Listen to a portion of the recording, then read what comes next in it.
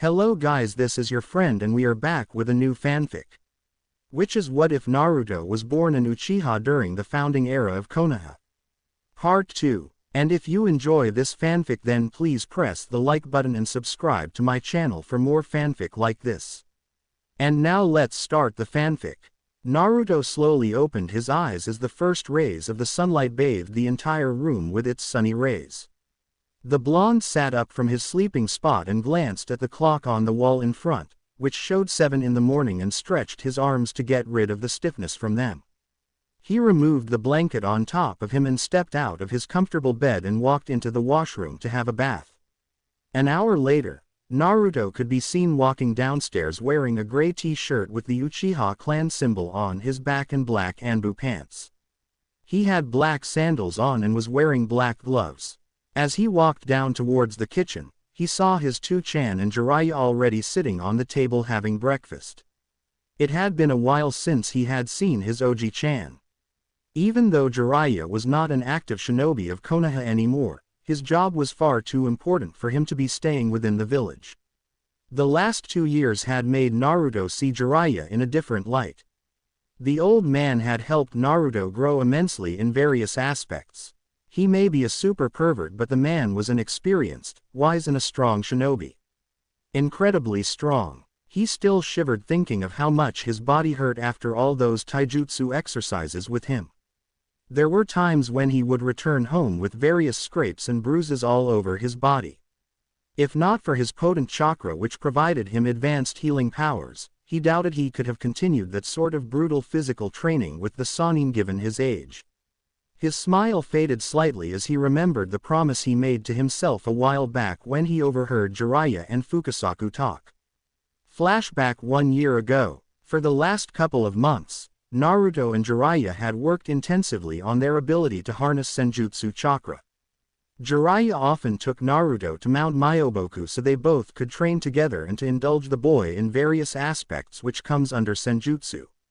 Earlier, Jiraiya required the help of the 2 great sages of Mount Myoboku, Fukasaku-sama and Shima-sama, to enter Sage Mode, while Naruto could enter the enhanced state all on his own. This attribute of Naruto baffled Jiraiya and even the great Toad sages greatly. In all their time, they had never come across anyone who was so closely connected or compatible with nature chakra. Naruto was able to do things which a normal 6-year child should not be able to do. The little blonde boy could understand all the techniques taught to him on his first try without much explanation. Despite his small body, he could defeat Anbu-level shinobi in taijutsu alone when he enhanced his muscles with Senjutsu chakra, and could sometimes go toe-to-toe with Minato or Jiraiya when he's using Sage Mode. His abnormally amazing chakra control was another aspect which should not have been possible for Naruto. Such a level of precision was something only Tsunade Senju possessed. That alone raised a lot of questions in Jiraiya's mind. For a long time, he had thought Minato to be the child of prophecy. But watching Naruto grow made him question his speculations. The rate at which Naruto was progressing also terrified him. He was an Uchiha after all.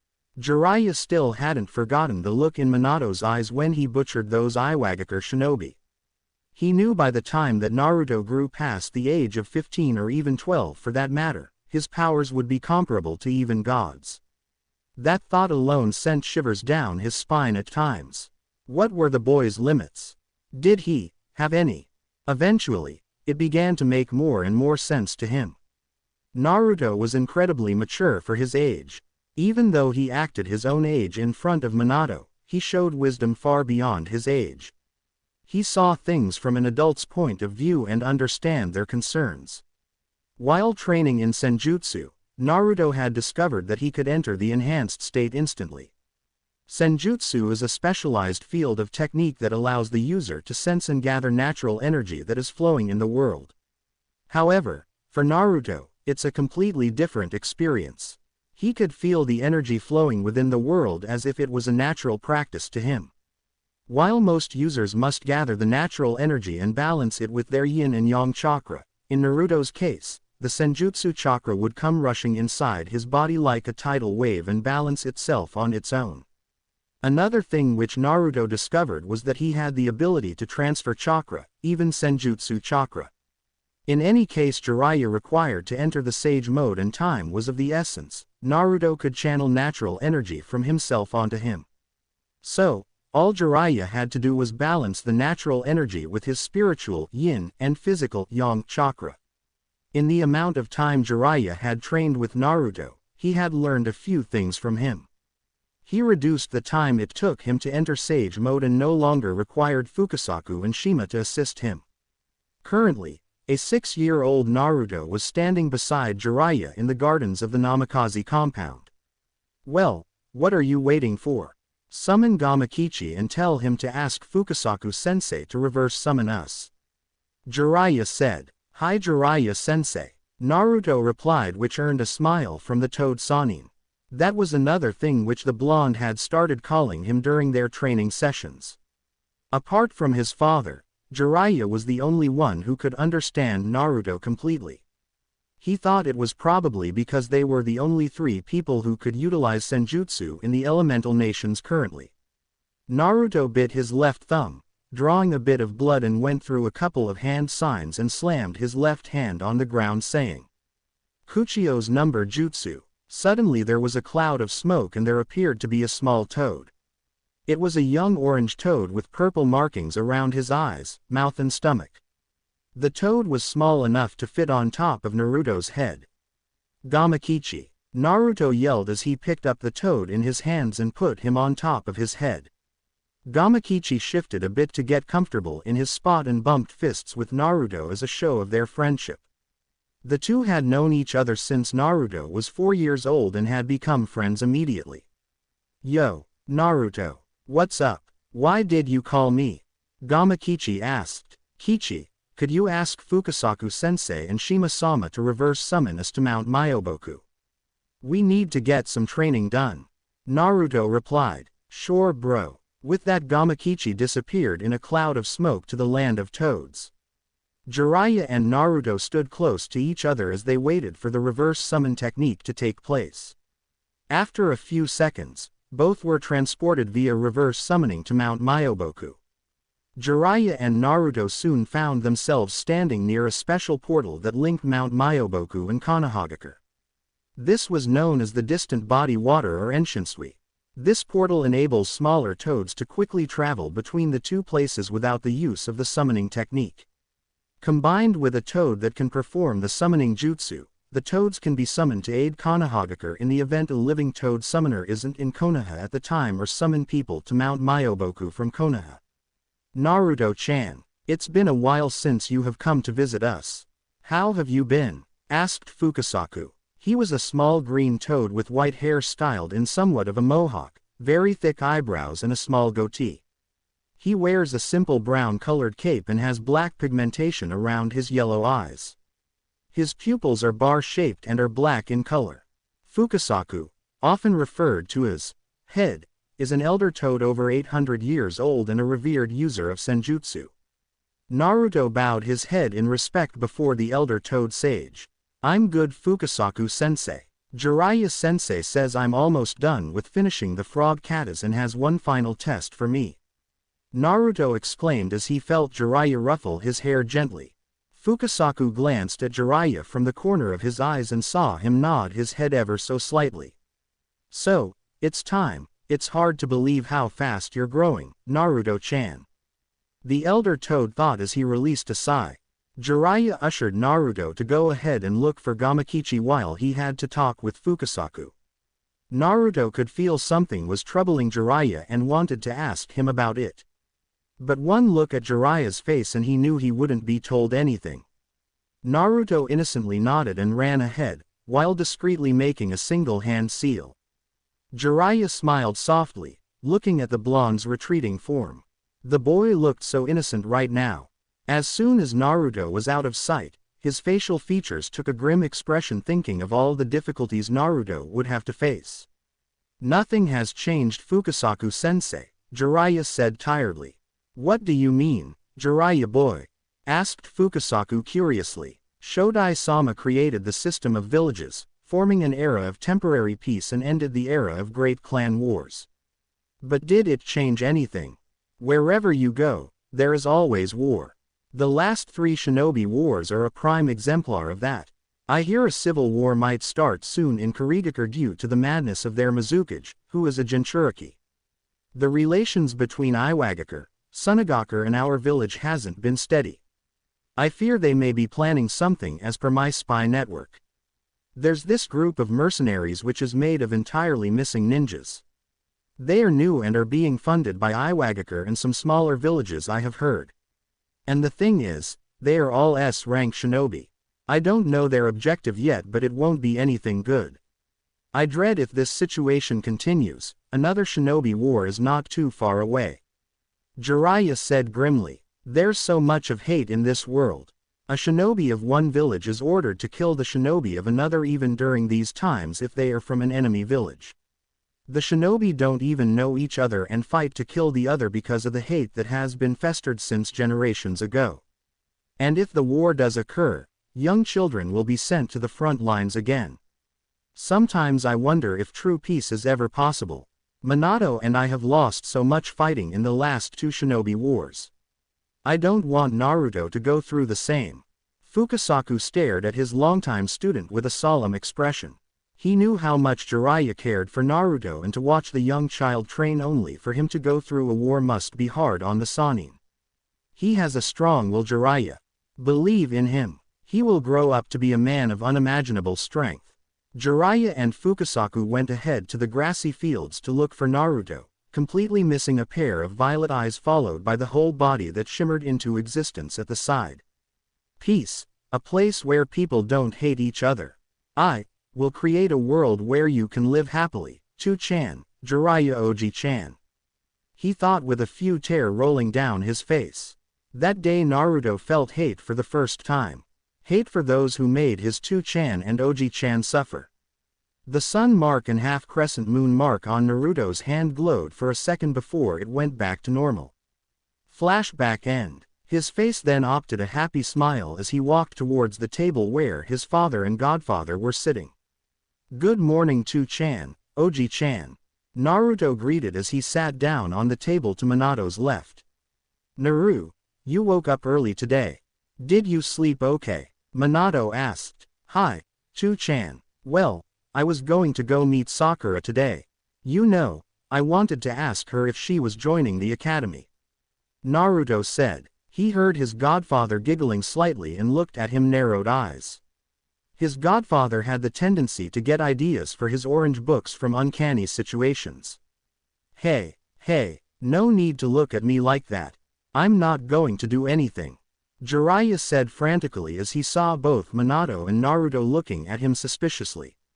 "Yeah, right. First chance you get to see me hanging out with her, you will start scribbling ideas in your notepad for your smut," Naruto said nonchalantly as he filled his cup with some milk. Minato had to stifle a laughter upon hearing that. Jiraiya scoffed on hearing his work being called a smut. "I will let you know that my book's sales are great and a lot of people tend to enjoy the literature in it. Yeah, only the lonely and single people read those books of yours," Naruto said. There were still times when Naruto had nightmares, remembering the descriptive words in the book he read. Minato laughed seeing a pout on Jiraiya's face. Soon enough everyone started to laugh seeing Jiraiya's predicament. Naruto smiled inwardly, feeling the jovial and carefree emotion radiating from his Chu-chan and Oji-chan. "I wish everything always stays like this," Naruto thought. It was around an hour later that everyone got up from the table after the satisfying breakfast and went off to do their work. Jiraiya had to leave the village again for a while to gather further information regarding the situation in Iwagakure and the civil war that recently started in Kurigakure that had divided the village into 2 fractions, rebels and the resistance. The war was allegedly started by the Yondaime Mizukage of Kurigakure, the Jinchuriki of the 3 Tails, Sanbi. The man was leading a war to purge the bloodline users from Mizu. It was said that he thought them to be too dangerous and their blood had been tainted due to their Kekkei Genkei. Thus, he decided to kill his own people. Thousands of innocent people had already been slaughtered and this was only the beginning of the genocide. Minato had gone to the Hokage's office to finish off the remaining paperwork he had in some of the council meetings he had to attend regarding their upcoming treaty talks with Sunagaku. Seeing as he did not have much to do today, Naruto decided to complete his morning routine of physical exercises and head off to meet Sakura sometime after and then train on the west side of the village as usual. Late afternoon, Shumatsu no Tani. Shumatsu no Tani, Valley of the End. The Valley of the End serves as a monumental place for the shinobi of Konohagakure no Sato.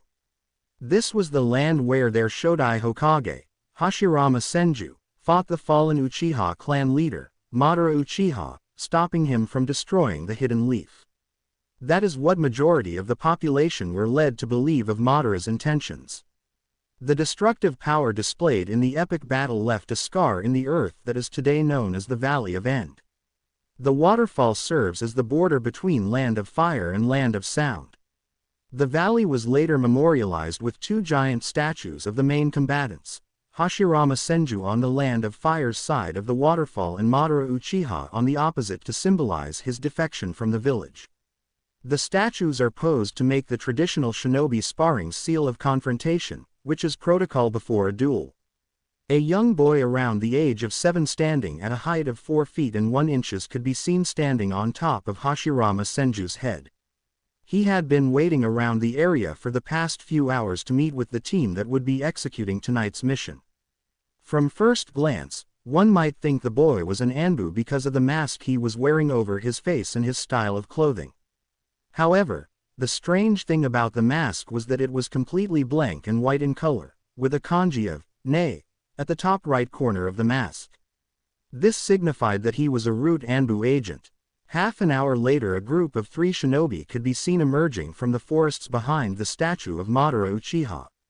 They quickly crossed the lake and were now standing in front of their informant assistant. The leader looked at the boy standing in front of him and was surprised a boy so young was an Anbu agent. "Who are you, boy?" "We are the roots that protect the village from the shadows," replied the boy, gaining a nod from the team's leader. The Anbu handed the leader a folder, who looked at the Anbu with narrowed eyes. "There is no need to look at me with suspicion. The folder contains the information regarding the boy. You know your job well. Get him back to Iwagakure dead or alive. If you keep your deal, our master will be willing to cooperate with Tsuchikage-sama," said the root agent in a monotone voice. "TCH. Don't tell me how to do my job, kid.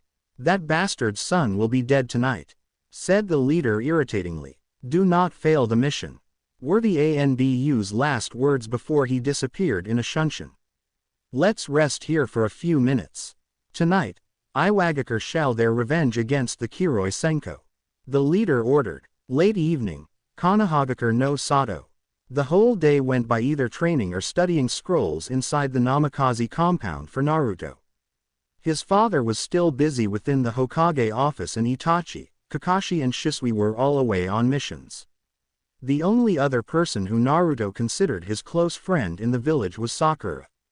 So, here he was now outside, looking for her. Naruto was silently walking towards the playground with his hands in pockets of his new kimono. It was a windy night and Naruto was wearing a maroon color kimono over his gray t-shirt and black colored pants.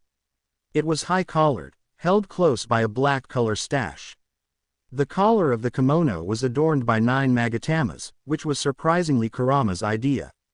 "Loner," commented Kyubi, seeing Naruto's current predicament. "Hey, no one asked you okay, and I'm not a loner. I'm a very astute child, who likes indulging in decent conversations. So, it's hard to find someone like me," Naruto replied to his friend, folding his arms over chest and puffing his cheeks in embarrassment. "That was pathetic, even for you," snickered the Kyubi, hearing Naruto's response. Deciding not to indulge his friend in further humiliating him, he kept quiet and walked towards the park. A few minutes of walk later, he arrived at the park and found it to be empty, much to his dismay. In 2 years of knowing her, he still did not know where she lived. Thinking of that itself made him feel somewhat stupid. He was about to leave when he saw 2 people sitting on the sandbox on the far left and talking to each other. He went a bit closer and smiled on seeing it was Sakura with another girl sitting opposite to her. He was startled that it was the same girl he saw the previous evening. "Sakura-chan," Naruto said loudly, gaining the two girls' attention. Sakura turned towards the voice and was surprised to see that it was Naruto. Her cheeks reddened a bit, but went back to their original shade immediately. It had been a few months since she had last seen Naruto. She got up from her spot and stepped outside of the sandbox. "Naruto-kun, what are you doing here?" Sakura asked gently. Naruto stopped in front of her and was amazed at how much she had changed in the past few months. Her pink hair was now longer, which reached up to her mid-waist and had a dark pink-colored ribbon on her forehead. She wore a red-colored t-shirt along with a black skirt having polka dots design carved on them. Naruto rubbed the back of his head sheepishly, a trait which he seemed to do a lot in front of her. "Ah well, you know. My 2-chan is busy today and I don't have anyone to spend time with or talk to. I thought I might come visit you. It's been a while since we met, you know," Naruto said. Sakura was about to reply when she realized she wasn't alone here. She turned back and motioned for her friend to come over. Again, Naruto couldn't help but be mesmerized by her eyes. To him, it looked even prettier under the moonlight. "Naruto-kun, this is my best friend Hinata Hyuga. We met few months back in this same park. She usually comes here with her mother," she said. After few seconds had passed, Naruto snapped out of his trance and put his hand forward as a sign of friendship and said, "I'm Naruto Namikaze. Pleased to meet you." The Hyuga clan is among the oldest clans in Konohagakure no Sato. Even though it was the Senju clan who had offered them to become part of the village, they went along moderately well with the Uchiha. The Hyuga and Uchiha are the only clans in Konoha who have Dujutsu-based Kekkei Genkei. While the Sharingan allowed the user to see chakra, giving it color in order to distinguish it by its composition and source, the Byakugan allows the user to see the chakra pathways, the Tenketsu points as well as providing a near 360 field of vision. Hinata herself did not have many friends. Being part of the prestigious Hyuga clan demanded her to hold a certain air of nobility around herself. She was rarely allowed to go out and there were only few occasions when her mother took her out to the park for a walk. After her sister, Hanabi was born 2 years earlier, her parents had become extremely busy in taking care of the little baby. Although they never secluded Hinata and loved her immensely, Hinata often felt alone due to the lack of friends. She had been trained in the arts of the Hyuga clan taijutsu katas since the age of 5. Hiyashi couldn't have been any prouder, seeing his firstborn having such aptitude for the Juken. Many within the clan described Hinata to have both Hiyashi's and Hitomi's features, Hiyashi's talent in taijutsu and her mother Hitomi's kind and gentle nature. Her training in the shinobi field and her status as the clan heiress often got in her way of making friends. That led to her being rather quiet when meeting new people. She knew who Naruto was. Who in the village didn't know of him? Naruto Namikaze, son of Yondaime Hokage, the greatest Hokage Konoha has ever seen and the grandson of Madara Uchiha, the greatest traitor in the history of Konoha. Her father had told her about the Namikaze clan when she was made to study politics. Because of the Yondaime's actions in the Third Shinobi War and his great help during the Kyuubi attack almost 8 years ago, the Namikaze clan had also gained a royalty status within the village. Thus, she was surprised by his offer of friendship. She remembered seeing him last night in the marketplace and wanted to talk to him, but never got around to it. She stared into his eyes and saw the same warmth and kindness she remembered from last night and it made her feel safe. Holding his hand gently, she replied with a kind smile, "Hello Naruto-kun. I'm Hinata. It's very nice to meet you." Sakura, who was watching the interaction from the side, was looking them with amusement. She knew both Hinata and Naruto belonged to major clans of the village and did not have many friends.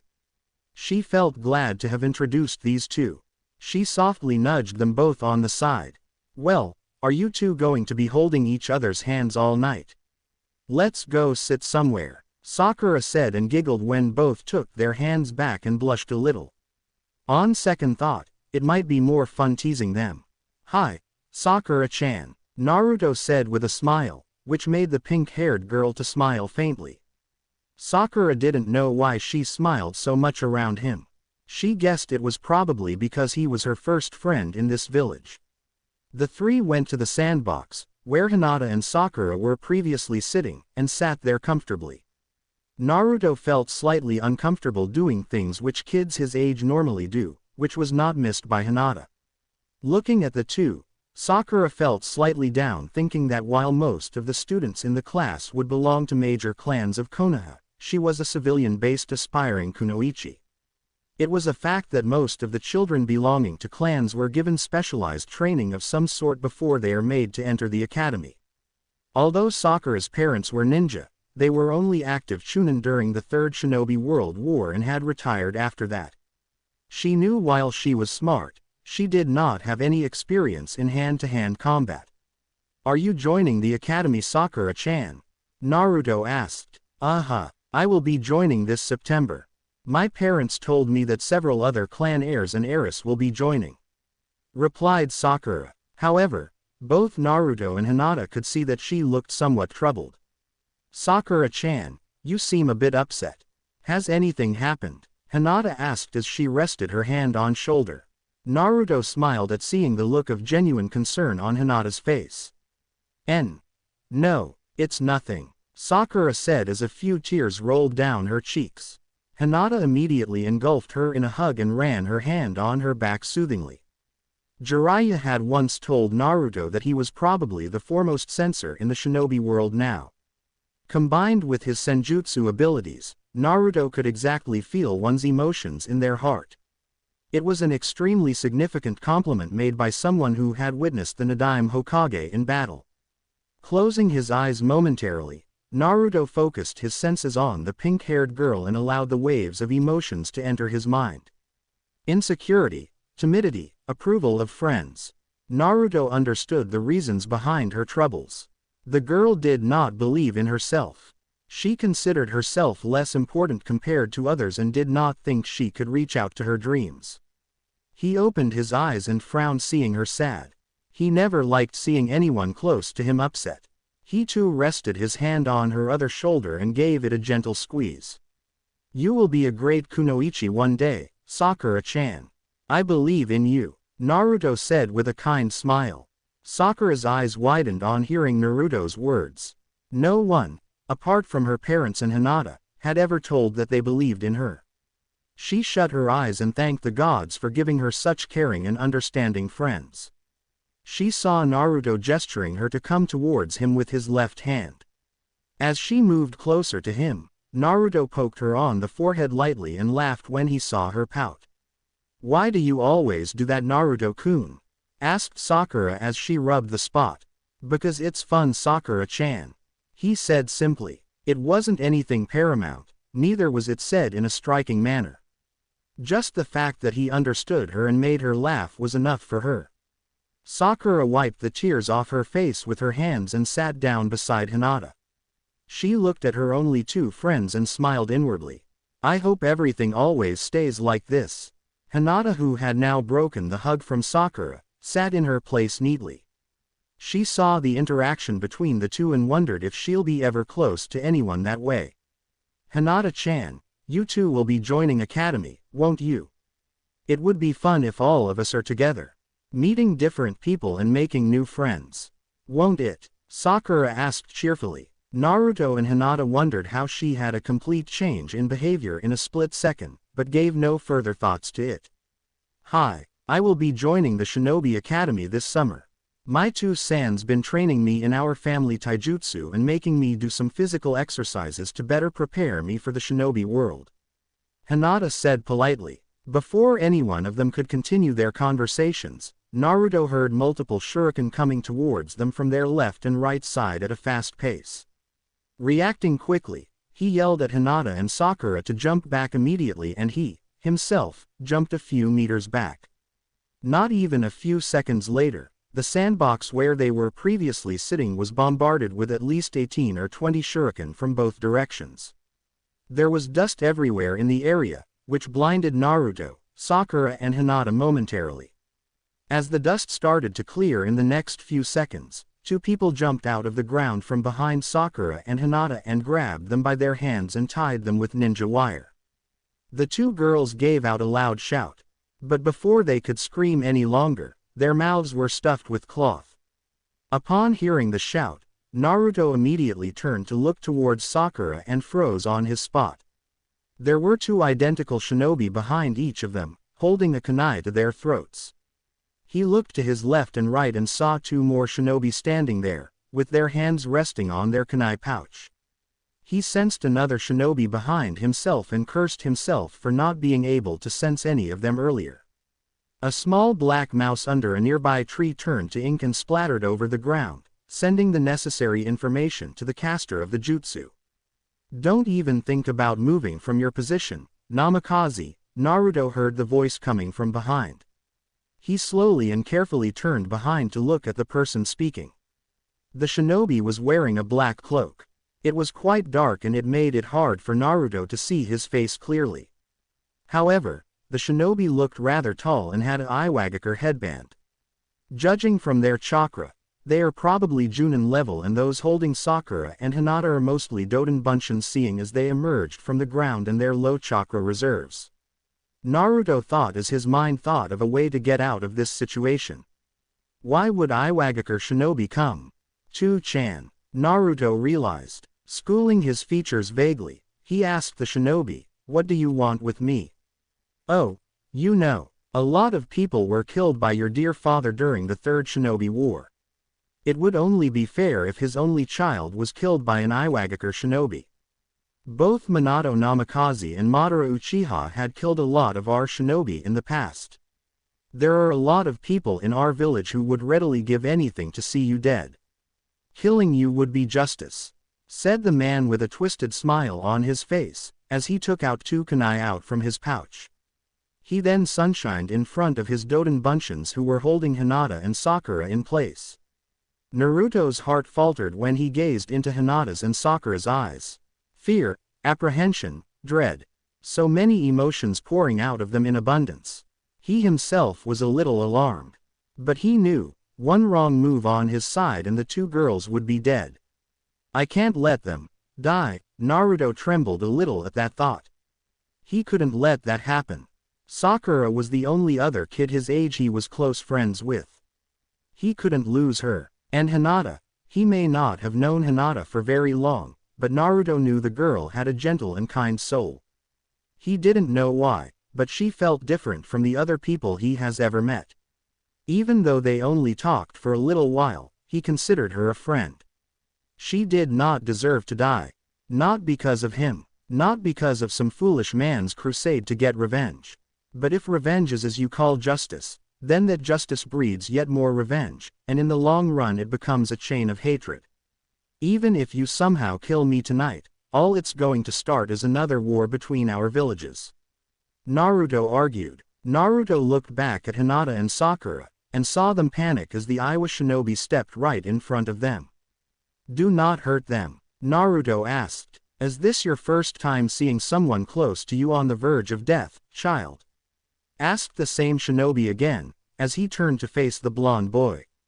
Naruto just averted his eyes and stared at the ground as he clenched his fists. Why are you doing this? What will you gain by killing them?"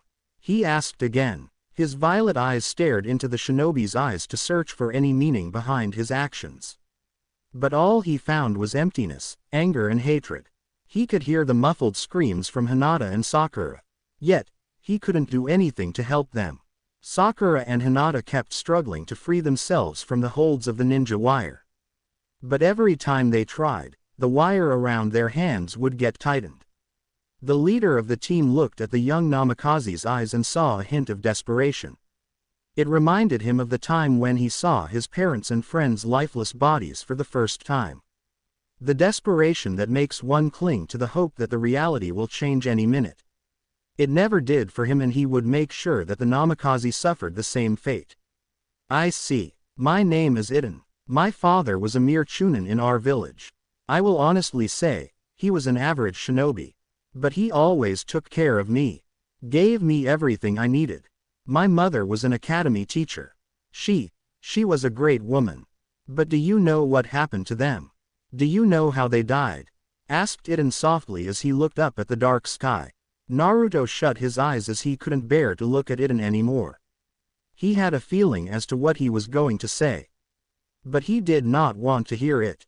They were killed by your bastard father, the Kiroi Senko.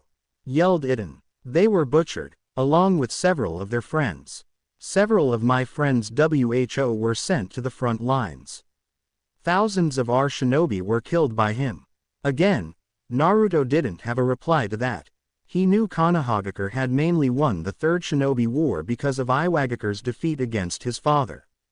But he never told him in details what he did to make their village come out victorious. Naruto understood now why he did not, or rather could not. What type of father would he be? Tell his only child that he butchered thousands of Iwagakure shinobi for the sake of his village. Because of his orders from superiors. Because that was the only way to make the rock shinobi back out from the war. So many parents lost their children, men lost their brothers, their sisters, their friends. That day still haunts everyone in our village. Your father shall go through the same pain as them. After I'm done killing you, I think I might take the Hyuga girl back to our village. A pair of Byakugan would be invaluable indeed, and may be of use later on. Said Iden sickly, as he traced his index finger along Hinata's neck. Hinata had tears falling from her eyes upon being touched like that. She didn't know what to do. She felt so afraid, helpless. Even though she had been trained in the shinobi arts, no amount of training could ever prepare a young girl for what the Iwa shinobi was suggesting. She cried in her mind for someone, for anyone to come and help her. Sadly, no one did. Hearing the man talk about killing Naruto followed by Sakura, terrified her. Sakura's body started to tremble badly seeing what the guy was doing to Hinata. And once I take your head back to Tsuchikage-sama, you can be sure Konoha's days will be numbered too. The Kiroi Senko will certainly die by the hands of Tsuchikage-sama. Iden said coldly. With each word the Iwa shinobi spoke, Naruto clenched his fists tighter and his detest towards him intensified. You asked me what I will gain by killing these girls, did you not? You are a naive little child, Naruto. You still haven't witnessed the horrors of the shinobi world. We shinobi are killers. If you do not know the same pain as another, you can never truly understand them. Iden said as he now pressed his kunai a little deeper into Hinata's neck, drawing a little blood.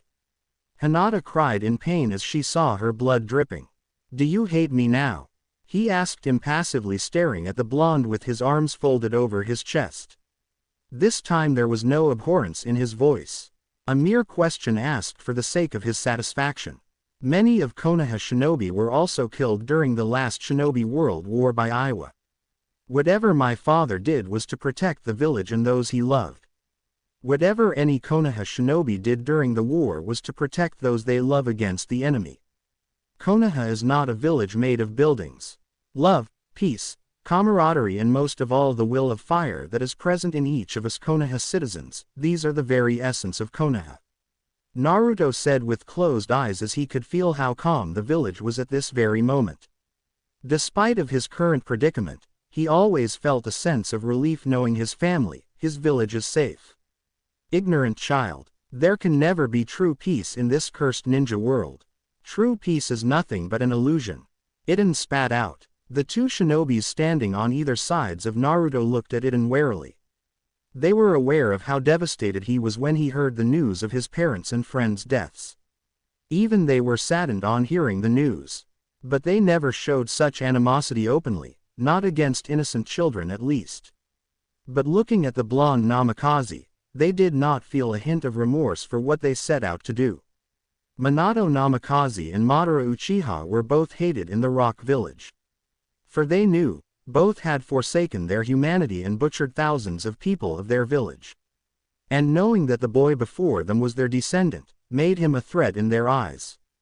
There is no point in overthinking anything, young Namikaze. Come with us without too much of trouble and we just might let the pink-haired girl go. He said somewhat smugly. So many different thoughts were racing through Naruto's mind as he looked down at the ground. Why is there so much hatred in the shinobi world?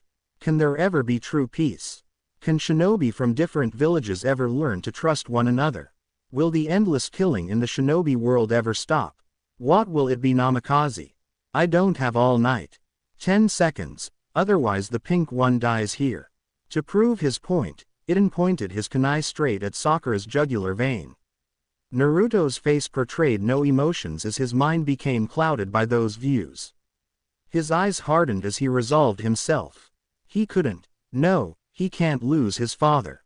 He loved him the most. He was his world after all. He looked at Sakura and Hinata briefly and knew he couldn't lose them either. They were his friends, his only friends. He would do what was needed to protect those he cared about. He could feel his chakra flowing into his eyes, and at that moment his eyes glowed red. Iden saw the kid move his head up slowly and looked at him straight in the eyes, which made him take a step backward involuntarily. He composed himself right after. Staring into those eyes, Iden realized he had never seen such cold eyes in one so young before. The Sharingan, the eye that reflects the heart. It is said that when a wielder of the Sharingan Kekkei Genkei experiences powerful emotions regarding a person precious to them, their brain releases a special form of chakra that affects the optic nerves, transforming the eyes into Sharingan. Iden felt as if his entire soul was being judged under the gaze of those red eyes. He could see the love he had for his family, the love he had for his village. Staring into those eyes, he understood one fact. Naruto's love for Konoha is far greater than his hatred for the leaf. The two shinobi took a step forward and readied their kunai in their hands. I know what you're thinking, Naruto. I won't stop you either. I will be there in case you need any help. Kurama said seriously. I won't let them or anyone lay a finger on my family. Naruto thought. He took a deep breath and composed himself for what he knew would be inevitable. Let them go. Otherwise, I will kill you all, Naruto whispered and could feel his chakra riling up. Hinata and Sakura looked at Naruto with wide eyes, for they had heard what he whispered. What was that? Iden asked bitterly. Iden looked at his two team members from the corner of his eyes and gave them the signal to move towards the blonde. I said, let them go. Naruto yelled as he punched the ground with his right hand, which was coated with large amounts of chakra. Several cracks started to develop on the ground and traveled outwards from where Naruto's fist connected. However, before the three shinobi could reach Naruto, the entire training ground shook violently, forming a large crater. Several large and small pieces of rocks were sent flying in different directions, and as a result there was a cloud of dust covering the area. The three Iwa shinobi lost their footing on the ground and were thrown backwards due to the impact. The Doden buncheons that were holding Sakura and Hinata were immediately crumbled to dust as several of the rocks crashed into them from random directions. Sakura was already unconscious by this point due to the large amounts of chakra that was pouring out of Naruto. Hinata was able to hold out for a little longer, but eventually succumbed too. Before she did, she looked back at Naruto one last time and whispered. Naruto, who was crouched down, quickly found out Sakura and Hinata's position through his sensory abilities. He made a single hand seal and formed a cage buncheon. The cage buncheon immediately shunshined to their location and got them out of the area promptly, heading straight towards the Hokage Tower. As the dust started to clear, the three Iwa shinobi could be seen standing on the far edges of the training ground. Blood was dripping from several places on their body. It was a clear indication that they were smashed by several of the rocks that were sent flying around. The three glared at the boy standing before them in pure hatred and couldn't comprehend the fact about how a boy so young had such monstrous strength. They knew their mission was compromised now and proper protocol indicated to abandon the mission. However, hate is an extremely compelling emotion. Makes one do things their rational mind wouldn't normally do. The three shinobi took out their kunai and readied themselves. They slowly walked ahead, step by step, and soon enough, they were running towards the blonde. Naruto stood in the middle of the destroyed ground. The cold gust of wind hitting his face under the moonlight as a few golden brown locks of his hair that fell over his right eye moved with the rhythmic movement of the wind. His two Tomo Sharingan glowed brightly in the dark. He saw the Iowa shinobi running towards him with kunai placed in their hands. To any normal shinobi, they would be blurs. But his eyes could track their every movement. He picked up a kunai that was lying beside him on the ground and readied himself for what he was about to do. If you don't want to, you don't have to do it, Naruto. I'm sure Minato would have felt your chakra by now. Even Kurama felt a little sympathetic towards the blonde. Naruto's love for those he considered family was far too great. The boy reminded Kurama a lot of Indra. Both loved their families deeply. Both wanted nothing more than to live peacefully with their loved ones. But this cursed world had changed Indra. The hatred in this world molded the hatred and the darkness in Indra. He would be damned if he let the same fate consume Naruto. This is something I must do, Kurama. It's true this shinobi world is pinned to a never-ending cycle of hatred. It's also true people cannot truly understand each other if they don't understand each other's pain. But if there's darkness in this world, then there's also light. One cannot exist without the other. Naruto whispered, more to himself rather than to Kurama. Not even a second later, the three Iowa shinobi jumped towards Naruto. Two from the left and one straight ahead of him. Naruto ducked under Iden's punch swiftly and rolled to his right. Getting up quickly, he gave a powerful punch to the man on his ribs. Iden went crashing to the side and fell unconscious as the sickening sound of his ribs cracking could be heard. However, Naruto made sure not to kill him immediately. His eyes then landed on the other two shinobi who were now looking at the young blonde cautiously. Reacting quickly, Naruto back-flipped from his position to avoid a kick that was aimed at his thigh by the second shinobi. Naruto's Sharingan quickly picked up the third shinobi, jumping in the air and throwing his kunai coated with chakra straight at Naruto's heart with flawless accuracy. Gripping his kunai firmly, Naruto deflected the one that was aimed at his heart. Just as Naruto was about to jump at the third shinobi, he ducked under several shuriken that were thrown at him. Maneuvering around the shuriken with practiced ease, Naruto coated his kunai with futon chakra. Keeping the location of the third shinobi in his mind, who was to his right now, Naruto threw the chakra-coated kunai straight towards the second shinobi. Due to the dark, it was slightly difficult for the Iowa shinobi to see around themselves. Before the second shinobi knew what had happened, a kunai passed straight through his head, killing him instantly. As his lifeless body fell on the ground with a resounding thud, the third one immediately stopped in his tracks. He looked to his right and to his horror, his friend was lying there with a hole in his head. Overcome with anger, he ran towards the boy. Naruto somberly looked at the shinobi who was running straight at him. He slowly touched his cheek and found a few tears to be rolling down. He didn't even know when he had started crying. As the shinobi was mere inches away from him, Naruto swatted away his sloppy attempt to thrust the kunai with his right hand. Sidestepping him quickly, Naruto made a single hand seal. Behind Naruto, the water in the atmosphere condensed, forming several needle-like water bullets. As the shinobi turned to face Naruto, his eyes widened at his imminent death. Suiden no jutsu, water release. Water bullet technique, whispered Naruto as he simply pointed his finger towards the terrified shinobi. A painful scream was made by the man, his eyes becoming wide as saucers before closing for the last time as he too fell dead on the ground as the water bullets tore through his body in various places, splattering his blood everywhere. The last thing the Iowa shinobi saw was the remorse in the glowing Sharingan eyes. A few splashes of blood fell on Naruto, but either he didn't notice them or was too shocked at what he had done.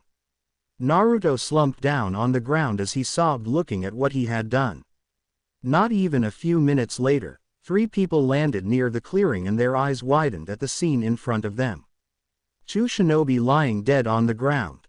One with a hole through his head and another with various holes in several parts of his body with water around him, indicating the usage of Suiden jutsu.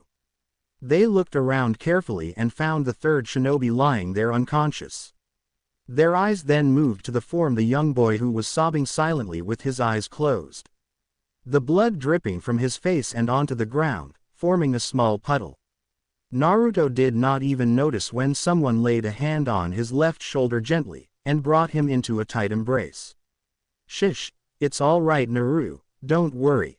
I'm here now." Almost 4 months had passed since the intended attack on Naruto and many people's lives had changed undesirably. The populace of Konoha had become aware of the attack and the news had spread swiftly amongst everyone. The revelation that the Hokage's son, Naruto Namikaze, killed 2 Junin-level shinobi and incapacitated another while saving a civilian girl and the Hyuga clan heiress had become the talk of the town within the village. Several of the villagers who glared at the young boy because of the demon in him changed their views of him upon learning of his actions. The news of Naruto's actions had spread to other villages as well, despite Minato trying to keep it hidden. The relations between Konoha and Iwagakure had further deteriorated after the event. Konoha had closed off all their trade routes within Imegakure and Kusagakure, the only 2 viable paths for the rock shinobi to get to Hai no Kuni, Fire Nation. The fact that a village was willing to send their own shinobi to another for the assassination of Akage's family during these times had caused tension between the villages. The temporary peace which had settled over the elemental nations after the Third Shinobi War looked fragile and the slightest of friction between the villages had the possibility of igniting another war. However, the only solace for Minato among all this disarray was that neither Kurigakure nor Sunagakure were ready for another war, either financially or in terms of their military assets. The rumors of an uprising within Kurigakure had made the other nations steer away from the water country and cut off all business trades with them. Despite appearing moderately well to the other great 4 nations in the elemental nations, Sunagakure had started to struggle in the past few years financially. The Land of Wind's daimyo started outsourcing missions previously given to Sunagakure to Konoha instead. The Yondaime Kazekage began selling gold dust to try to make up for the loss of funding. Even so, the situation did not look well for Sunagakure. Sakura and Hinata had been awfully appalled by what they had gone through that night. Sakura had not stepped out of the house much in the following months. Being a civilian girl, she did not have much knowledge in the obscure events that often took place in the shinobi world. Minato had provided intensive medical care for Sakura, in hopes that she could move past these events. Hinata too had been extremely horrified, despite being taught about such activities from a young age. She had been looked after by Hiashi, Hitomi and by the personal medics of the Hyuga clan. Hinata's escorts outside the compound had been doubled for her protection in case of any unforeseen situations. However, Naruto's life had transformed the most from the experience of that night. Ever since he awakened the Sharingan, his demeanor had somewhat changed. He was now more reserved and only showed his normal self to the people he trusted. He still smiled around people and engaged in conversations with others if he was approached. But the change was visible to those who knew Naruto on a more personal level. It was different for him to hear tales about the horrors of the shinobi world compared to going through it himself. Taking a life. But he understood why he had to do it. He had no qualms about what he did. He felt rather content that he could protect his 2 precious friends. However, he started to develop doubts in his mind about the current shinobi world. He knew from the anecdotes told by his father that the current period was a time of temporary peace. Albeit, one that Naruto believed would last. He wanted it to last. He just wanted to stay happy in his home with his father and talk with his friends. Why couldn't people stay happy with what they have? Naruto questioned himself of the enigma on several occasions. All he received was a profound emptiness of thoughts in his mind and dropped the question every time. "It's time to go home now Naruto. You have been sitting here for far too long," said Kurama. The fox understood the doubts Naruto had in his mind. He, himself, held immense hatred towards humans for how they treated the Biju and the misguided use of Rakudo's religion. However, he also dreaded what would happen if Naruto ever lost himself in the darkness. The boy held power in himself, far greater than anything comprehensible by human minds. "I know, just a few more minutes," Naruto told his partner as he stared at the moon from the edge of the river. He had always felt a strange connection to the moon. Like it was beckoning him to observe it more carefully. Lately, he had been visiting the Naka River quite often. Every evening, Naruto would come here after his training and relax in the warm embrace of his ancestors' land. The Naka River, also known as the River of Southern Joy, is where the Uchiha clan once lived and prospered. A couple of months back, the Uchiha clan had been moved from their ancestral grounds to the far west side of the village, against the wishes of the Yondaime. Danzo had met with the Fire Daimyo without Minato's knowledge and argued to relocate the Uchiha. He had convinced the daimyo of this course of action with the help of one of Daimyo's grandsons, Senzo. Ever since Danzo's unknown visit to the Fire Daimyo, Minato had highly restricted his movements within the village, reduced his personal bodyguards and stripped him of his rights as a shinobi. He knew he could not take further actions against Danzo right now, as it may lead to a revolt within the village. Danzo had highly objected to Minato's decisions and had said that he had no hand in it, but was threatened by Minato to be put in a high-security prison. Minato knew he had every reason to put the old war hawk in prison or just kill him, but he was still useful to Konoha. He may be a conniving old man who wished for Konoha to rule over everyone else, but he wished for Konoha's safety. So, Minato had decided to keep him in play for as long as he didn't pose any outward threat to Konoha. Even though the Uchiha were given the reason as property enhancement within several of the clan compounds for their relocation, the Uchiha clan were aware of the fact of why they were relocated.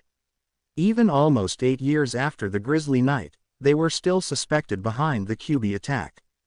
The fact that the Uchiha can control the Biju with their Sharingan and were nowhere to be seen during the attack did not bode well with their case. You say that every time, Naruto. You should go home. You're starting the academy tomorrow. You should stop thinking about those shinobis, Naruto. Replied the Kyuubi as he sighed.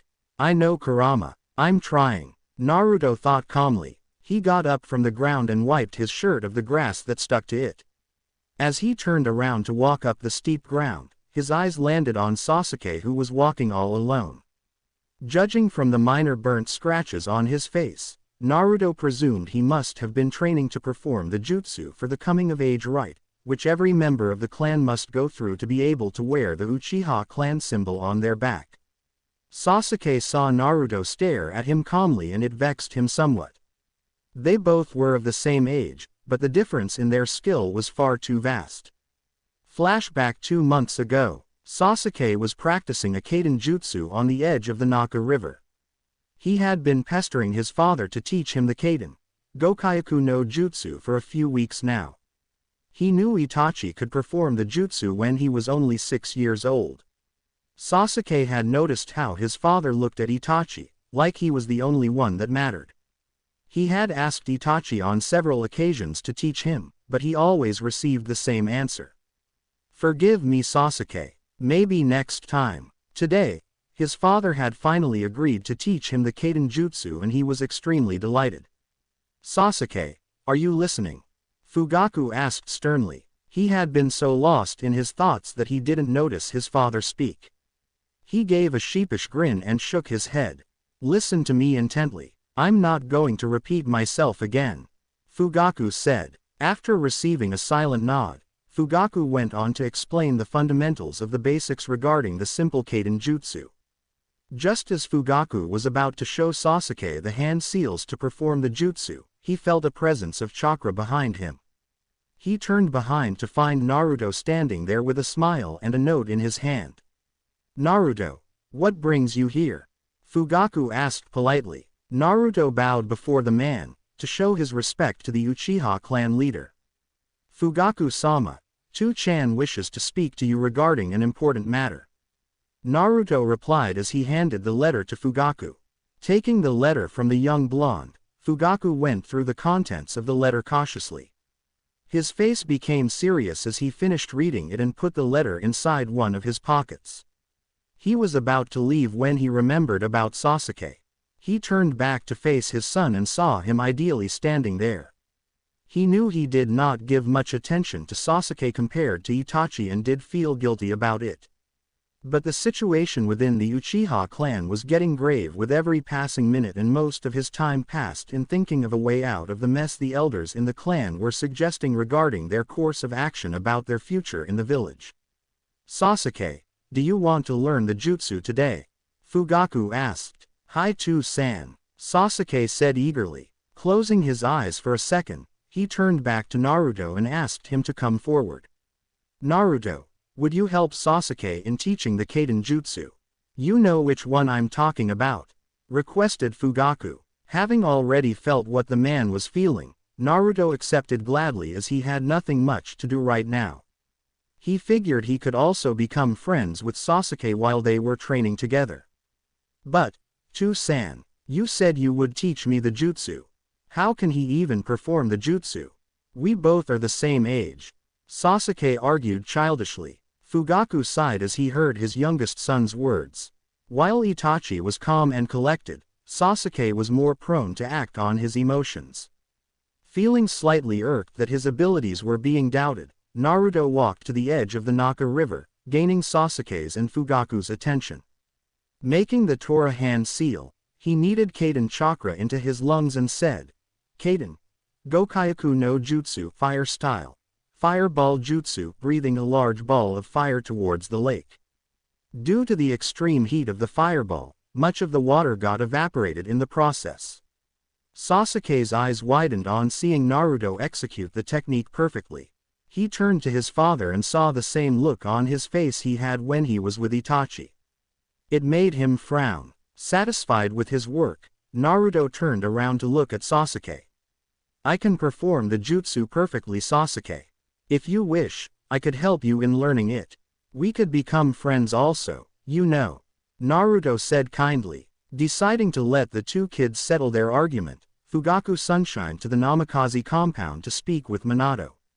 Sasuke had his arms folded over his chest and a small frown on his face as he saw his father disappear in a swirl of leaves.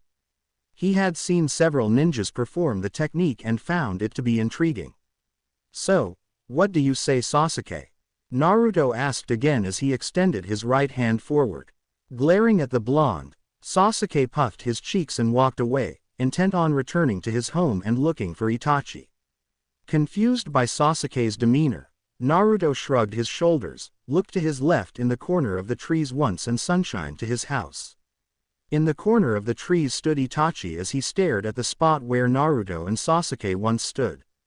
"You didn't have to turn out like this, foolish little brother." Flashback end. The entire Uchiha clan knew how gifted Naruto was and Sasuke envied him for that. Naruto was the youngest within the Uchiha clan to have a fully matured Sharingan. Sasuke, too, wished to be proficient enough to be noticed. To be something in his brother's eyes, for his father to be proud of him. He glared at Naruto for a few seconds and walked away without a word. Seeing as he did not have anything else to do, Naruto walked to his home so he could rest for tomorrow. Next morning, the following day, Naruto woke up groggily to the ringing of his alarm. Last night after he got home, Naruto had a decent dinner with his father and went off to his room to immerse himself into his books till late night. Naruto had found a little interest in Fuinjutsu, which led him to learning a bit on the rare shinobi art. He knew he couldn't hope to be as elegant as his father in the art, but he wished to be proficient enough in it. These were some of the recent interests which Naruto had delved into. He realized that being only strong was not good enough in the shinobi world. He was aware he was excessively strong. But if he wasn't smart enough to understand a situation he was in, where his power alone could not help him out, he would be as useless as a rookie, which ironically, he was, in terms of experience. Getting up from his bed, he walked to the washroom to fresh himself up. A half an hour later, Naruto exited, after having a bath. He was a little anxious about today. He did not have many friends of his own age group apart from Sakura and Hinata. He briefly wondered how the other children in his class would be. Deciding not to put too much thought into it right now, he dressed himself quickly and went downstairs to meet his father. He wore his usual gray t-shirt and black pants accompanied with his black gloves. He had decided to wear his maroon-colored kimono tied with a black sash around his waist today, which had the Uchiha clan symbol at the back. Getting downstairs, Naruto saw his father sitting on the dining table going through a few papers. He had a cup beside him, which Naruto guessed was coffee. A smile formed on his face seeing his father so busy with his work. Even though he was the Hokage, he always found time for him and never made him feel alone. "Chu-chan, hurry up, we have to go to the academy in a few minutes," Naruto said as he walked towards the table and sat beside his father. Minato smiled watching his son, dressed up for his first day at academy. He knew there wasn't anything much Naruto would learn which he doesn't already know. But that wasn't the main reason he wanted Naruto to join the academy. No matter how powerful one may be, life never feels complete if there's no one to share it with. Minato wanted him to get to know more people, to make friends. He wanted Naruto to feel that there are more people he could always rely on. "I know, Naru, we'll be going in a few minutes. Eat your breakfast and then we'll walk there," Minato said as he ruffled Naruto's hair playfully. Nodding his head happily, Naruto filled his bowl with some milk and cereal. Finishing it quickly, he had a banana and a glass of orange juice. He had learned to eat healthy for the past few years, although a few times a week he still went to his favorite ramen stand in Konoha, Ichiraku Ramen. He would never in his life give up ramen for anything. After the breakfast was done with, Naruto and Minato walked out of the Namikaze compound to go to the Konoha Academy. As Naruto and Minato headed to the academy, many people greeted their yondaime and waved at young Naruto. The young blonde was surprised by the sudden change in people's behavior. Ever since he could remember, these very people glared at him and spoke behind his back. And now, the very same villagers smiled at him as if nothing had ever happened. He knew it was mainly because he had saved Hinata, the heiress of the Hyuga clan. But it still made him wonder at how shallow can people be. However, he also understood their feelings, their inner conflicts. To the civilians of Konohagakure, he is the living reminder of what they lost on that fateful night of the Kyuubi attack. The people did not hate him. They despised the Kyuubi for taking away their loved ones. But he wanted to change that. He wanted people to understand the Biju. That they too are the victims here. The victims of the viscous cycle of hate and greed. Minato felt relieved that the people of Konoha had started to accept Naruto. He knew what Naruto did change him in some ways. There is no greater pain for a parent to watch their child suffer and be helpless about it. In a way, he was thankful to Onoki. He knew it was wrong for him to think that, but it made him glad to see the villagers finally viewing Naruto as a hero. Something which his son was meant to be. Both the Namikazes were minutes away from the academy when an aged woman outside of a grocery store greeted Naruto with a warm smile. "Hello Naruto-sama, it is good to see you this morning with Hokage-sama. Today's the day you're joining the academy, right?" she asked kindly. "You don't have to call me Naruto-sama. You are older than me and it wouldn't suit you well. Please call me Naruto." Naruto replied with a happy smile as the woman nodded. He could feel that the lady wished for him to do well and it elated him. "Hi, I will be joining the academy today. I am really excited," Naruto said with a big smile. Minato couldn't help but notice the bright smile that was etched on Naruto's face. "That's good to hear Naruto-kun. Well, good luck and do your best. I will be rooting for you," said the woman as she waved goodbye with a smile.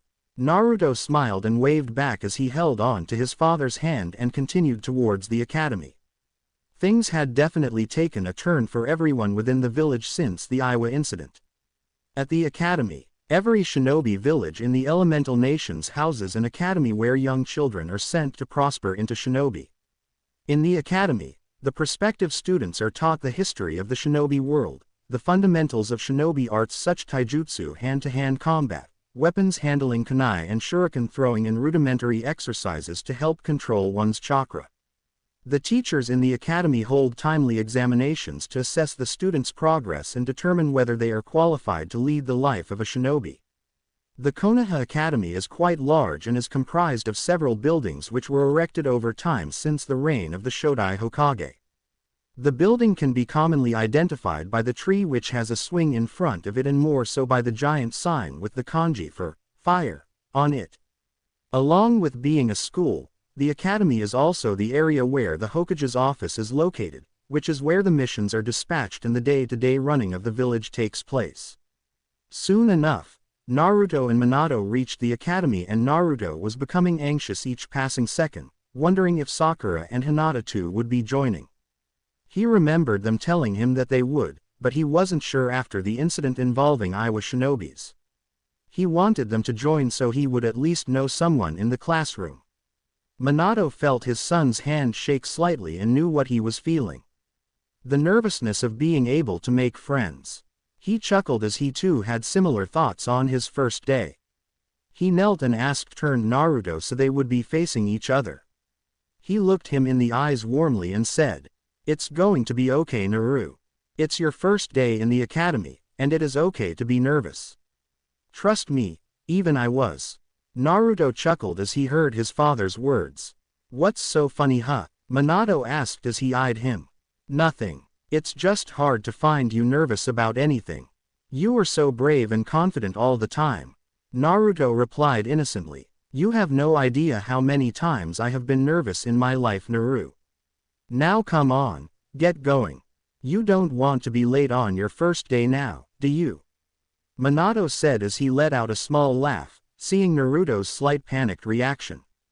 Naruto nodded and quickly ran off inside the academy building as he waved goodbye to his father. Minato smiled as he watched his son go off inside the building. If only you could see him now, Kushina. Our son has grown so much. Minato thought. He waited outside the building for few more minutes and then disappeared to the Hokage's office using the Hiraishin seal placed on the desk. As Naruto knocked and walked into the room he was assigned, he found a man who he guessed was his teacher to be standing near his desk and many students sitting on his right side staring at him. The classroom was large and had high ceilings. It even had a blackboard facing opposite to the student's desk and a podium in front of it. The podium was situated in a position such that the teacher could view everyone in the class at once. Naruto's sharp eyes scanned the students quickly and found Sakura to be sitting on the second row and Hinata to be sitting in the last one. He smiled inwardly. "Who might you be?" asked the man. "I'm Naruto Namikaze. I'm also a student who entered the academy this year," Naruto said politely. The man stared at the boy impassively for a few seconds, but smiled the very next. Naruto could hear many of the students whispering in their seats about him and the fact that the Hokage's son is going to be studying in their class. "Namikaze, Yondaime Hokage's son. I heard he is really strong. He looks so good, his long hair and whisker marks make him look adorable," muttered some of the girls. Naruto didn't know what to think about those, so he waited for the man to say something. "I'm Iruka Yumino. I will be your teacher for the next 4 years. You may take any free seat available, Naruto," Iruka said. Iruka was a man of average height and build. He had black hair that he kept in a ponytail and a horizontal scar across his nose. He wore the standard Chunin outfit of Konoha with a blue headband tied around his forehead. He knew about the Kyuubi being sealed into the Hokage's son and despised the fox for killing his parents and in a way, held Naruto responsible for it too. However, his beliefs about the child began to change when he heard about the Hokage's son killing 2 Junins and saving a civilian girl along with the Hyuga clan heiress. He had decided to keep his views on the boy unbiased until he saw him with his own eyes. Naruto nodded his head as he turned to his right to look for any empty seats. He saw many of the girls looking at him strangely and felt slightly uneasy. He quickly found an empty seat on the far right in the last row and quickly walked up there and took his seat. Looking to his right, Naruto found a strange boy. He had short black hair and black eyes in contrast to his translucent-looking pale skin.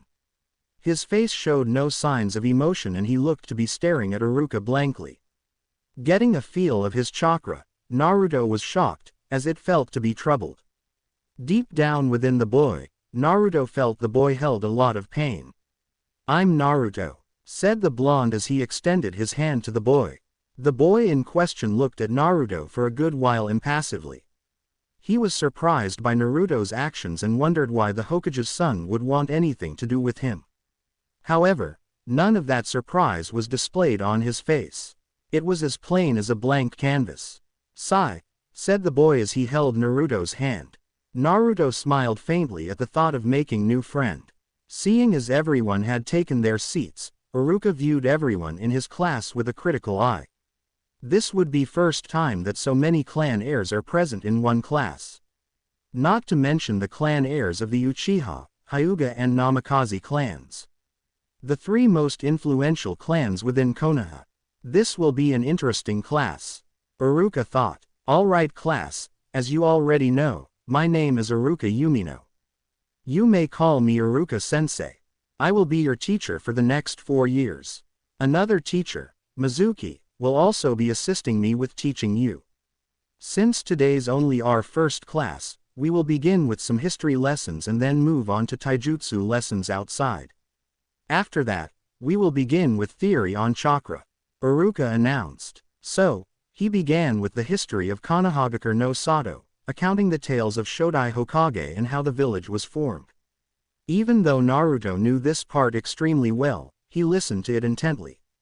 Some of the students groaned at the fact of learning history lessons, claiming it to be uncool.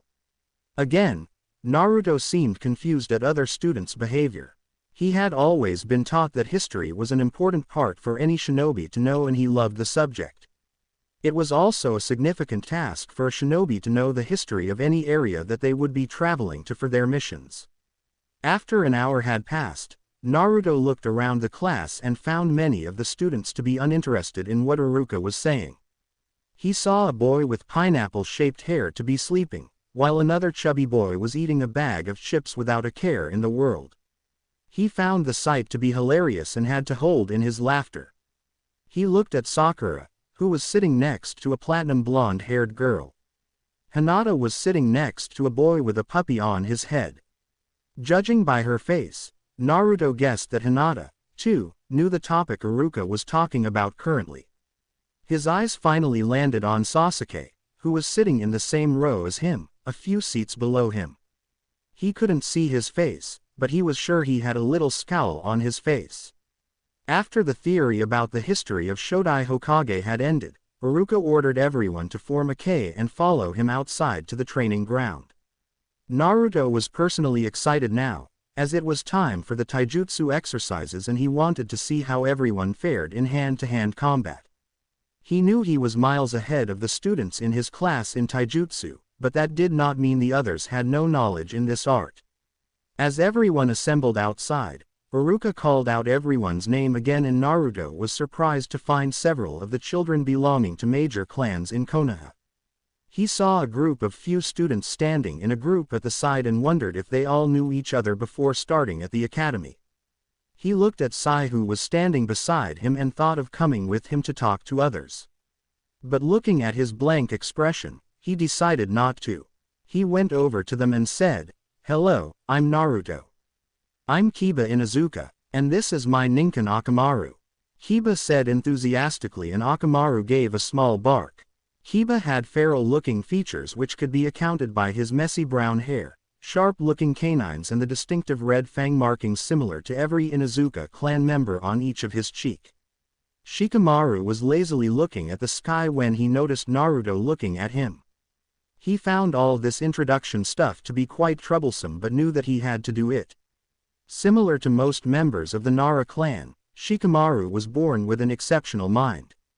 Despite being portrayed as lazy, he noticed and understood things which could often be missed by normal eyes or minds. He had narrow brown eyes and a typical expression which indicated that he was bored. He had shoulder-length black hair, which he kept tied in a ponytail. "Shikamaru Nara, it's nice to meet you," Shikamaru said with a yawn, rather lazily. This made Naruto wonder if the boy was interested in anything. "I'm Choji Akamichi," Naruto heard the chubby boy say who was continuously munching on his chips. Like any other Akamichi, Choji had a rotund build and markings on his cheeks in the form of swirls. He had spiky brown hair that sticks upwards.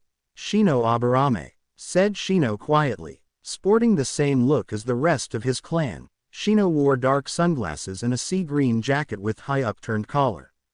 He was fair-skinned and almost as tall as Naruto, who was the tallest among their class. He had dark, bushy brown hair, however many of his friends wondered what his eyes looked like since he always wore those sunglasses. "It's really nice to meet you.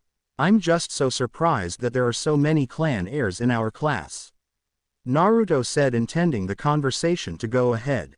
"How do you know we are all clan heirs?" Shikamaru asked curiously, as they never brought it up. "I remember my two-chan telling me about the class a bit few days before the academy started. I also read a lot about the history of Konohagakure, in which the prominent clans of this village was a main topic. Like the Nara clan you come from, Shikamaru, it's known for producing geniuses, and the most well-known in your clan being your father, Shikaku Nara, the current Junin commander. Then Choji's clan is well known for their immense physical strength with their expansion jutsu, and in their business for owning a few restaurants in Konoha. Kiba belongs to the Inuzuka clan, known for their tracking ability and amazing taijutsu skills. They are also known for their partnership with their dogs, similar to the Aburame clan with their bugs, who specialize in utilizing bugs in almost all of their jutsu. The Aburames are known to be logical people and are good in formulating plans." At the end of Naruto's explanations, all the four people were staring at Naruto with stupefied expressions. However, they were also glad in respect to how Naruto had described their clans.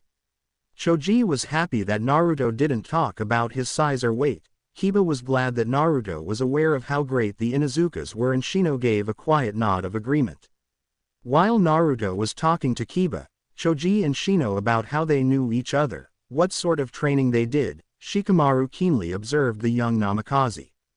Based on what he had seen of Naruto today and what he had heard of him in the past, he found him to be an enigma. He had heard his mother talk to other people about how the Hokage's son had killed 2 Junin-level shinobi and rescued the Hyuga clan heiress and a civilian. It was hard for him to believe it at that time, but looking at the way Naruto held himself and always remained aware of his surroundings, he could see the truth in it. "Everyone, listen carefully," Iruka called, gaining the students' attention. "I will call out 2 students' names, and they will have a taijutsu match for 2 minutes to let me observe where everyone stands," Iruka said. Akane and Iruka started. 2 years and 2 months later. It had been a little over 2 years since Naruto had started his new life. The life of meeting new friends, befriending them, doing what children his age is supposed to do, and beginning his journey to become an actual shinobi for the Konoha village. In the past few years, Naruto had become good friends with Shikamaru, Choji, Kiba and Shino. Kiba talked the most in the group, and Naruto found him to be a fun person to hang out with. Shikamaru and Choji were mostly seen together, and Naruto also tried out Shikamaru's ritualistic habit of watching clouds, which he found to be quite relaxing. Even though Shino did not speak much, Naruto always found a way to involve the quiet boy in group talks, and he had come to like the bug user.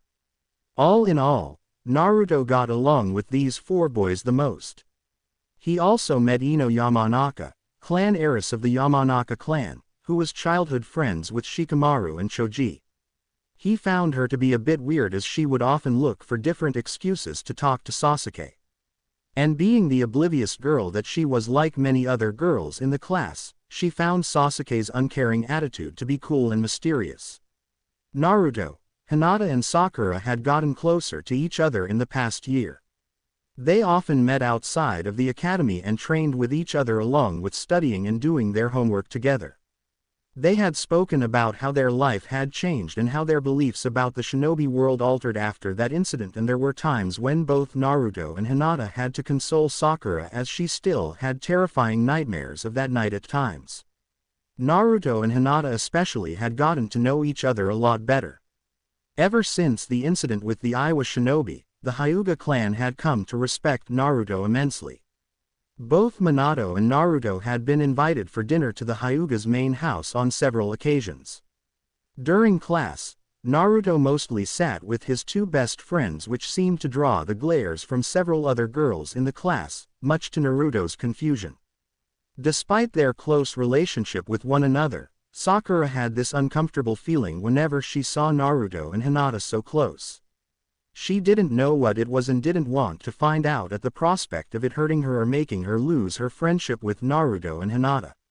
When Naruto talked to his father about a few girls staring at him strangely, Minato laughed and ruffled his son's hair playfully while saying, "This is not something that even you can avoid, Naru." And true to his father's words, Naruto often sensed many of the girls following him secretly and at times chasing after him openly. Naruto had come across the bane of Academy, the fangirls. Scholastically, Naruto's time in the Shinobi Academy was a breeze. He had been ranked as the top student always. Whether be it in written tests, taijutsu, ninjutsu, weapons throwing or genjutsu. Sasuke, who was ranked second continuously, still seemed to hold a grudge against Naruto for reasons unknown to the blonde. However, not everything was as it seemed. Even though Naruto liked the academy, as it was where he was able to spend more time with his friends, he disliked the academy's training. The things which the students were being taught to be genin would never help them out to survive in the shinobi world. However, the worst part till now which he discovered were the fangirls. Many of the girls in the class were obsessed with boys and believed in mythological tales where they would be saved by their lovers.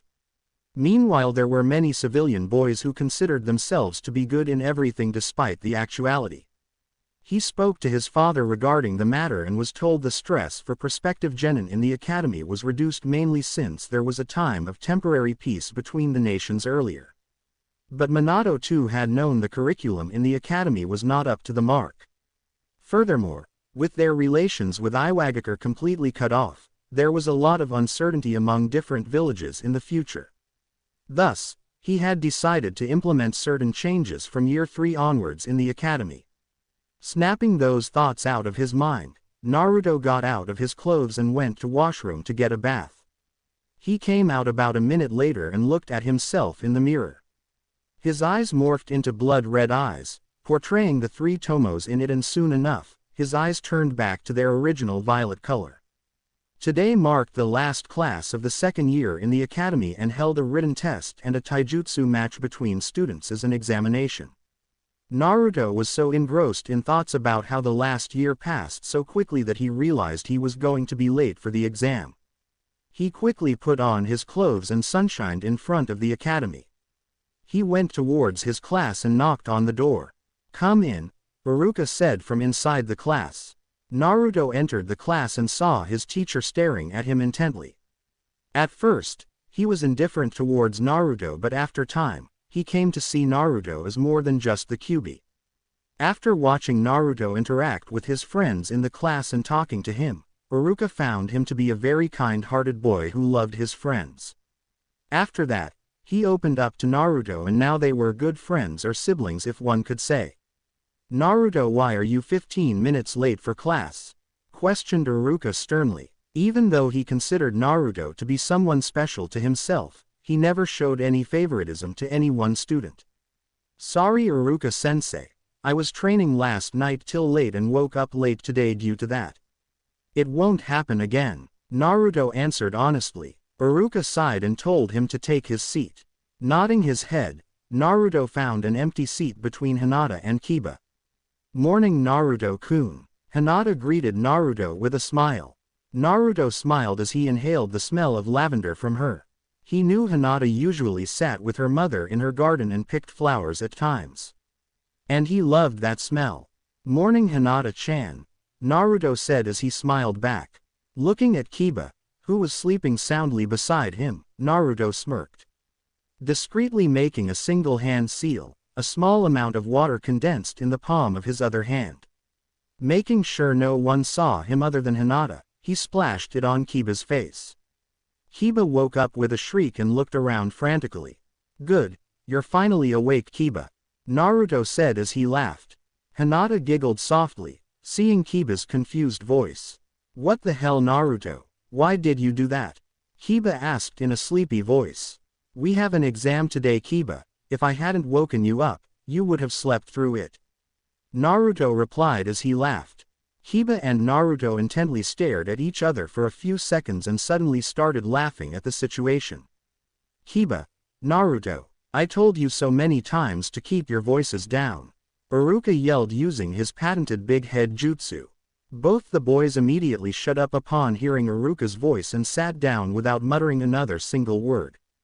During all this commotion, Shikamaru, who was sleeping with his head rested on his hands, woke up and looked around in confusion. Unfortunately, Iruka looked at Shikamaru at the same time and a tick mark formed on the academy teacher's face. Shikamaru, are you going to sleep through the exam too? Iruka asked, slightly annoyed. Troublesome, I was not sleeping, Iruka-sensei, said Shikamaru, but yawned immediately after saying that. The class laughed at Shikamaru's reaction and Iruka sighed, looking at his class. Naruto looked around the classroom in amusement and could feel how eased everyone felt. These were the moments he enjoyed, the moments he cherished with his friends. To see them all happy and relaxed. This is what kept his mind away from the deed he had done a few years back.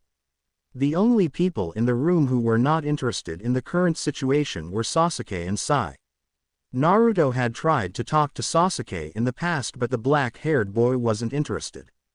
He considered himself greater than the others because he considered himself a true Uchiha and looked down on everyone else. The way Sasuke acted, it gave others the impression that he was only ever interested in gaining more power and would do it through any means necessary. Oh, the irony about considering himself a true Uchiha, Naruto thought on several occasions. After a long and tiresome speech from Iruka, the exam had started. Iruka and his assistant Mizuki began handing out the written exams. Mizuki was a man of average height and build, similar to Iruka. He had white, neck-length hair and wore the standard outfit of Konoha. He wore a blue-colored headband and wore his forehead protector in a bandana style around his head. Naruto had always been able to sense the feeling of hatred coming off Mizuki. He realized it was because of the Kyuubi. Naruto never talked about this to his father or anyone else since he believed it was just due to the Kyuubi. As Mizuki came to Naruto's desk to hand him the paper, he glared at him for a few seconds and proceeded to the next students. Mizuki knew he could not do anything to Naruto. With his father being the Hokage, if he ever got caught, it would be the end for him. Still, it irked him that he could not get his hands on the damned Kyuubi boy. After a simple written exam that Naruto was sure he would ace smoothly, it was time for the practical exam, which consisted of taijutsu spar between two students to show their improvement. As all the students assembled outside, Iruka and Mizuki stepped in front of them. All right class, now we are going to have a taijutsu spar between students. The spar will continue until one opponent gives up or is knocked out. Any questions? Asked Iruka and was glad when everyone understood it. The first few matches were between a bunch of civilian kids and Naruto sighed as he saw their taijutsu abilities. He wondered how they even reached the second year with such poor skills. It was more like street fighting. The fifth match was between Sai and another civilian. The match went on for a few minutes with Sai eventually winning it by managing to knock out his opponent out of the ring. However, there was something which Naruto had noticed every time in Sai's matches. He pretended to lower his skills while fighting at the academy. It was as if he was hiding his true ability. Naruto always felt something strange about the boy, but couldn't ascertain it properly. The next match was between Kiba and Shino. Naruto knew it would be a close match as both were moderately adept in taijutsu. However, he guessed Kiba would come out victorious due to his clan's edge in taijutsu. While the Inuzuka clan focused on taijutsu primarily, the Aburame clan were prone to make use of ninjutsu with the help of their bugs. Naruto's assumptions were proven to be correct as a few minutes into the match, Shino showed signs of fatigue and Kiba slipped into his defense after performing a feint left hook and knocked him out a sharp elbow to his chest. Alright, next match is between Sakura Haruno and Ino Yamanaka, announced Iruka. After hearing the announcement, Ino seemed confident that she would win it easily. Ino knew that Sakura was mainly book smart and had good chakra control but lacked severely in taijutsu. Oh, how wrong she would be. Watch me, Sasuke-kun. Ino squealed as she went inside the ring within which the students are supposed to fight. Naruto looked at Sakura, who seemed to be a bit worried. He walked to her and placed a comforting hand on her shoulder. You can do this, Sakura-chan. You have worked hard, I know. I believe in you, Naruto whispered to her calmly. Sakura's eyes widened upon hearing him say those words and her face seemed to gain a bit more confidence. Naruto smiled seeing her face and gave her a thumbs up. As both Sakura and Ino got into the ring, Iruka signaled for the start of the match. Ino rushed towards Sakura blindly and attempted to give a kick to her right rib. Just as she was about to kick her, Sakura rolled to her left, avoiding the kick easily. Ino, whose leg was still in the air, was surprised by Sakura's maneuver, and almost lost her balance. Seeing Ino's surprise, Sakura coated her hand with a slight amount of chakra and rushed at Ino with impressive speed for an academy student. She then punched Ino right on her left cheek, which made the platinum blonde-haired girl fall out of the ring. This was the result of hard work which Sakura had put in improving herself in the past 2 years. After being released from school, she often trained with Naruto and Hinata and learned a lot from them. Naruto and Hinata had helped Sakura in improving her chakra control. Sakura, surprisingly, was a natural in controlling her chakra. She had learned the tree walking exercise in a single day and was able to walk up and down the tree with ease now. Even though the water walking exercise took some time for her, she was able to master it eventually. The entire crowd of students were shocked at seeing Sakura win the match with ease. Most of the time Sakura had a taijutsu spar with someone, she lacked confidence and would make a mistake or two. But she showed a flawless performance today. Way to go, Sakura-chan. Naruto cheered. Sakura blushed slightly as she heard Naruto cheer for him but hid it well. That was great, Sakura, yelled Kiba with Akamaru barking in agreement. Iruka smiled at seeing his student improve dramatically and knew who it was that helped her. After Ino had been moved off the field and taken to the side, Iruka had resumed the matches. The next match was between Hinata and another civilian girl. Naruto, who was standing next to her, squeezed Hinata's hand in a gentle manner discreetly. The two had a strange relationship. Naruto had developed a strong trust in her. It was strange for him too. From the moment he had seen her, she seemed different to him. She was kind and gentle while speaking while fierce and beautiful in a spar. They did not speak much, but always knew what the other was thinking. Naruto shared things with her which he never shared with anyone. Not even his own father. Hinata smiled in response and went ahead for her match. The fight was completely one-sided, as Hinata had won the match with a few precise strikes of Juken to the civilian girl's body. The next match between Shikamaru and Choji was quite amusing for everyone. As soon as the two entered the ring, Shikamaru gave up after not moving for a couple of minutes, saying it was too troublesome to fight his best friend. Both were given a lecture by Iruka which went on for minutes and many students snickered, watching the two. Today's last match will be between Naruto Namikaze and Sasuke Uchiha, said Iruka. Almost everyone knew how the match would span out. Despite that, several of the girls, who believed themselves to be in love with Sasuke, cheered loudly for him. Oi Naruto, beat that Thames, said Kiba. Good luck, Naruto-kun, Hinata said softly as she looked at him. She knew he would win. He always wins. To her, he was invincible. She knew how strong he was. She was aware of his darkest thoughts, secrets which children their age were not aware of, and she was glad he trusted her enough to share so much about him to her. In the past 2 years, the two had found several uncanny similarities with each other. The two often spent time together after training or studying with Sakura, which normally consisted of either sitting under a tree quietly or Naruto taking her to sit on the edge of Naka River. Unknowingly, they both enjoyed each other's presence. Shikamaru and Shino just nodded their heads showing their support for Naruto. Both were smarter than most of the students in class and were aware Naruto was much more powerful than he let on in the academy. Naruto and Sasuke stood in front of each other waiting for Iruka to signal the start of the match.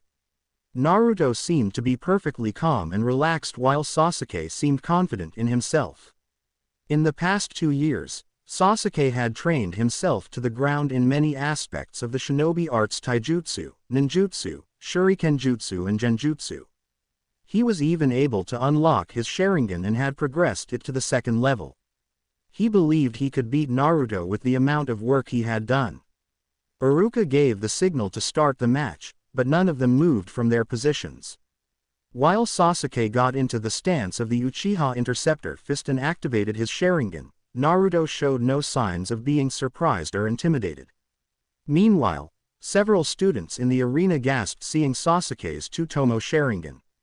Naruto showed no reaction to any of the whispers in the crowd or the fact that Sasuke was currently glaring at him.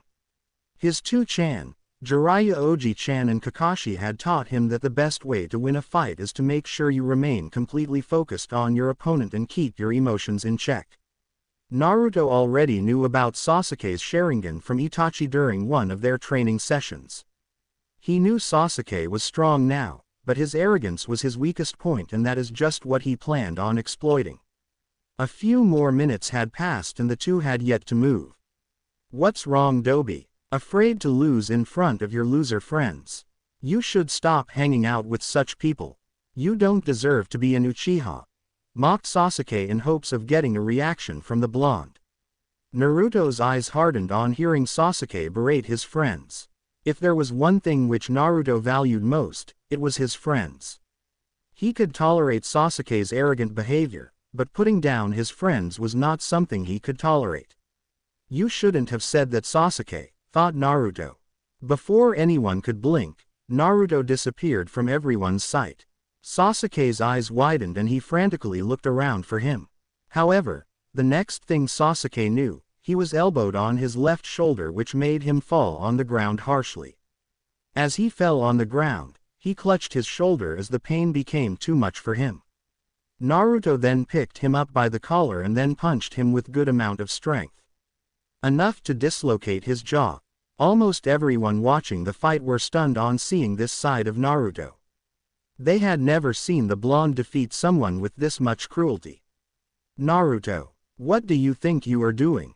Stop cheating," yelled Ino. Everyone else just wondered what was wrong in that brain of hers. "Shut up," Naruto said coldly as he turned to face Ino. Gone were the warm violet eyes and in its place were the blood-red Sharingan with 3 tomos. Ino immediately shut up hearing Naruto's tone, which sent shivers down her spine. Naruto wasn't even leaking killing intent. But just one look in his eyes made her freeze in her spot. Hinata, who was quietly standing on the side, looked sadly at Naruto. She knew how close he considered his friends to be and the look in his eyes reflected that. Even if others couldn't read him properly, she understood him. "Don't ignore me, damn it," yelled Sasuke as he got up weakly. He ran towards Naruto, ignoring the overwhelming pain in shoulder and jaw. Naruto swatted away his attempt at a weak punch easily and gave him a right hook to his jaw, which again sent him skidding a few feet back. "Is that all?" asked Naruto, angry. Sasuke got up again on shaky legs and stared at the blonde furiously, all the while having a singular thought. "Why am I so weak? All this anger, it's not good for you, Sasuke. You consider yourself above others just because you are an Uchiha. You have no idea of my true abilities. You don't know the meaning of true strength, and if you don't change your way of thinking, you will never become strong," said Naruto darkly. "Okay, that's enough. The match is over," shouted Iruka, seeing that the situation was getting out of hand. Even he was shocked by seeing this side of Naruto. But he reminded himself that Naruto was a kind and loving child. Enraged by what Naruto had said, Sasuke mustered all his strength to get up and ran at Naruto again. However, before he could even reach him, Naruto looked into Sasuke's eyes with his Sharingan spinning, and almost immediately, Sasuke fell on the ground with a thud. Naruto remained in his position as he looked at his brethren with a sad expression. As Iruka came and picked up Sasuke, he heard Naruto apologizing to him. Looking into Naruto's eyes, Iruka knew it was the same kind-hearted blonde boy he knew. He dismissed the class for today as all the tests were done. Everyone saw Naruto storm out of the training grounds. Shikamaru, Kiba, Choji, Shino and Sakura were about to follow Naruto, when Hinata stepped in front of them. "Is it okay if I go talk to him first? I have a feeling he will listen to me," Hinata said kindly. Almost everyone in the group nodded, understanding that Hinata and Naruto were close to each other. As Hinata walked out to look for Naruto, Sakura somberly looked at her retreating figure, wishing if it could have been her in Hinata's place. Naruto immediately walked out of the academy, so that he could spend some time alone after his outburst. This was something which happened with Naruto quite often. He had realized he had a lot of darkness in him. Kurama had told him about it. He considered the fox to be his best friend among everyone else, because there was absolutely nothing the two did not know about each other. He still remembered Kurama's words. "The greater your love becomes, the stronger will be your hatred. You must control your hatred, Naruto." He walked a few distances away from the academy when he felt a hand on his shoulder. He already knew who it was. He knew her chakra signature perfectly. He turned around and did the only thing he could at this moment. He hugged her tightly.